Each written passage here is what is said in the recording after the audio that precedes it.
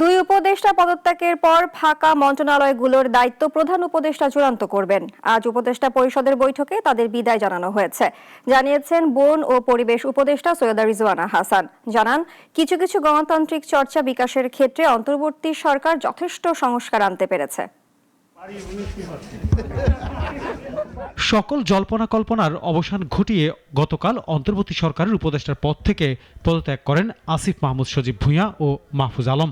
গতকালই প্রধান উপদেষ্টা অধ্যাপক মোহাম্মদ ইউনূসের কাছে পদত্যাগপত্র জমা দেন তারা।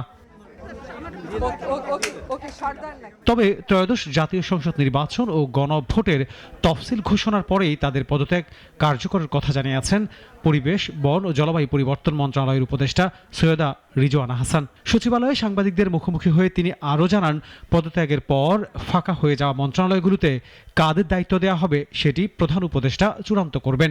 আমাদের যারা দুইজন ছাত্র উপদেষ্টা ছিলেন তাদের পদত্যাগের পত্র দেওয়ার কথা আপনারা সকলেই জানেন, এবং এটাও জানেন যে তফসিল ঘোষণার পরে ওটা কার্যকর হবে।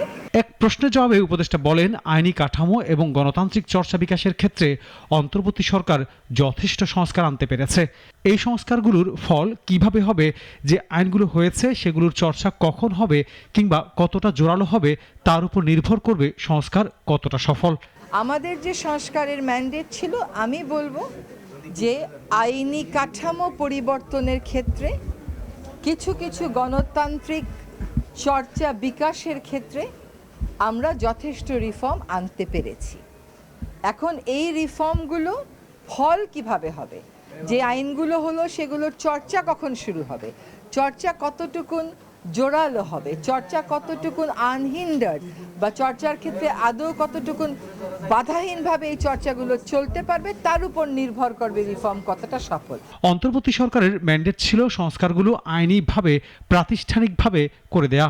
যতটুকু সম্ভব সেটি করা হয়েছে জানিয়ে উপদেষ্টা বলেন, পরবর্তীতে সেগুলো রাজনৈতিক সরকার যারা জনগণের ম্যান্ডেট নিয়ে আসবেন তারা বাস্তবায়ন করবেন।